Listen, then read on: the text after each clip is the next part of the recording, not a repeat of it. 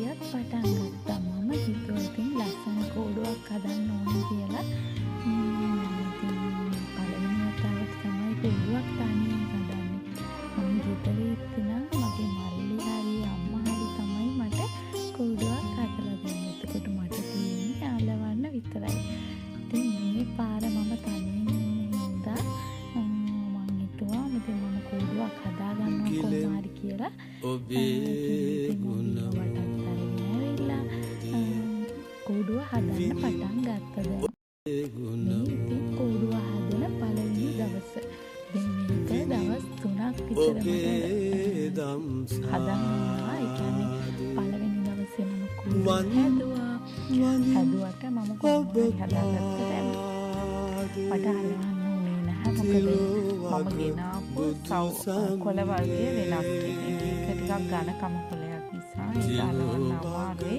ඒක නිසා ආයෙත් කොළ ගේන්න වුණා.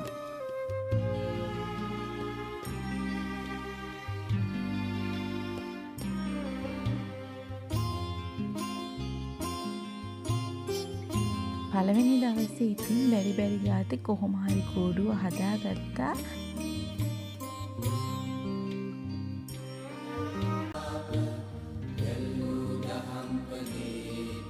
දැන් ඉතින් දෙවෙනි දවසේ මම කෝඩුවට කොළ ගෙනල්ලා කෝඩුව අලවන්න පටන් ගත්තා. දෙවෙනි දවසේ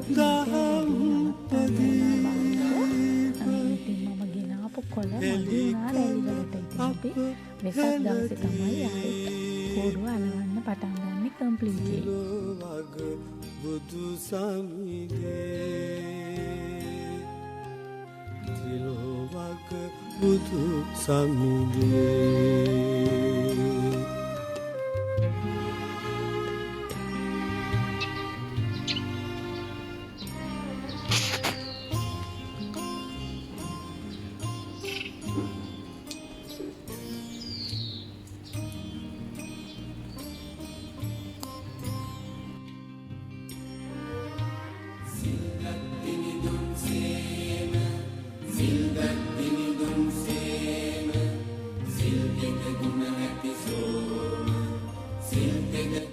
අද වෙසක් දවස නිවාඩු දවසක් නිසා අද දවස ටිකක් වෙනස් විදිහට ගත කරන්න හිතුවා. මම උදේම කිරිපත් හදලා නිරුපතට තමයි වටේට මස්ති කරන්නේ. උදේ පූජාව කියන්නේ ලෑස්ති කරලා ඉවරලා මම ඉතින් රෝෂේ පොඩ්ඩාගෙන ලෑස්ති වෙනවා අහන තියන්න. තිලෝවග බුදු සමිනේ ගිලෙම් ඔබේ ගුණමුදේ විඳින් ඔබේ දම්සාදේ වඳින් ඔබ පාදේ තිලෝවග බුදු සමිනේ තිලෝවග බුදු සමිනේ තිලෝවග බුදු සමිනේ තිලෝවග බුදු සමිනේ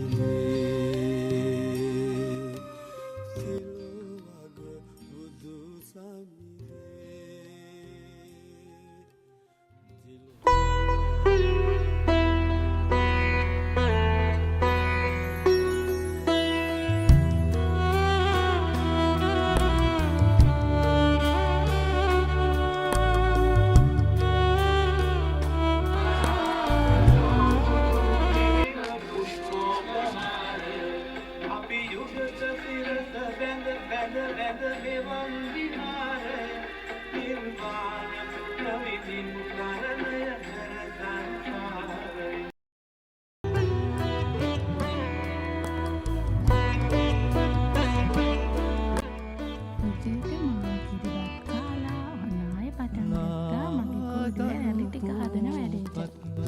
සෙමින් සැලෙනසේ යශෝදරා දේවී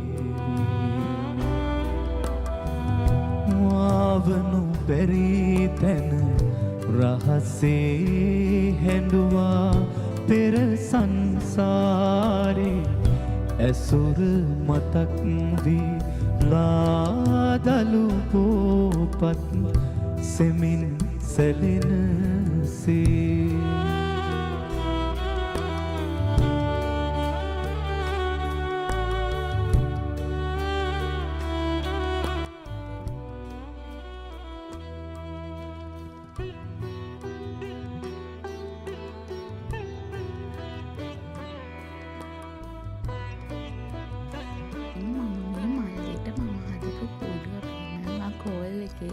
වෙනදාට එයානේ මට කෝඩු හදලා දෙන්නේ. මේ පාරේ මම තනියෙන් කෝඩුවක් හදාගත්ත කියලා මං ඉතින් පෙන්නනවා. ඒත් එක්කම එයා හදපු කෝඩුවත් මට පෙන්නන ගමන් ඉන්නේ ඔය.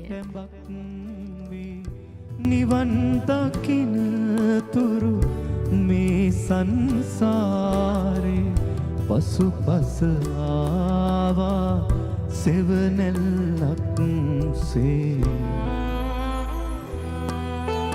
ලාදලු පෝපත් සෙමින් සැලෙනසේ යශෝදරා දේවී ආවනු බැරි තැන තවල් වෙද්දී මම ආයේ බුද්ධ පූජාව ලෑස්ති කරා දවල්ට.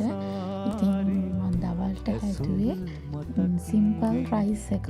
ඉතින් මේකත් පූජා කරලා සෙමින් සැලෙනසේ අපි ආයේ හවසට ටී ටයිම් එකේදී හම්බ වෙනවා.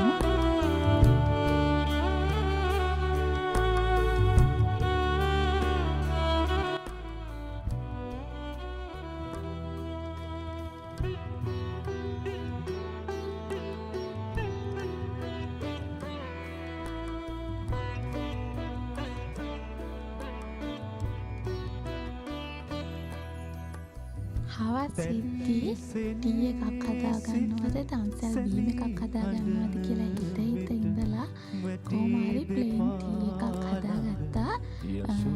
ඉතින් වෙසක් කෝඩුත් ලෑස්ති කරලා ලයිටුත් ලෑස්ති කරලා දැන් මම බලන්නේ මට කලින් අවුරුද්දක හම්බ වෙච්ච වෙසක් කාඩ්.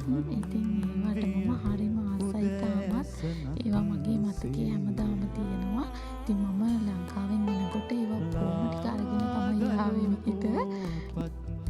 සෙමින් සැලෙනසේ යශෝදරා දේවී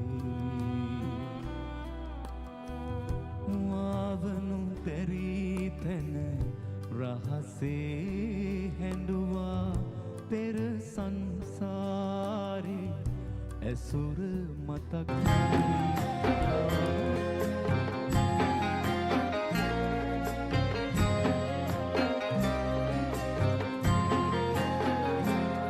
මේ මහා භද්‍ර කල්පයෙහි හවස ගිලන්පස එක්ක පුතුන් ඇඳලා මම ටීවී එකේ වෙසක් සින්දුවක් දාලා ගෙදර ලස්සනට ලයිට් වලින් සරසලා එක් පන්දම් වීම පත්ති කරලා. ඉතින් මේ ටිකට හිතට ලොකු සැනසීමක් එනවා. ගෞතම මුනිද ඒ පූජනීය ශාරීරික ධාතු නිදන් කර වෙසක් කියන්නේ සමහර වෙලාවට ලොකු දේවල් නෙමෙයි ටීවී එකේ යන සින්දු ටික, අපේ අතින් හදපු කෝඩුවක්, ගෙදර හදපු කෑම ටික, බුද්ධ පූජාවක්, ඒ වගේම ඉටිපන්දම් එලි ටිකක්.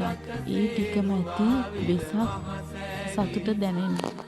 ඉතින් අපි ආයෙ ලස්සන වීඩියෝ එකකින් හම්බ වෙන්න. එහෙනම් හැමෝටම සුබ වෙසක් මංගල්‍යයක් වේවා.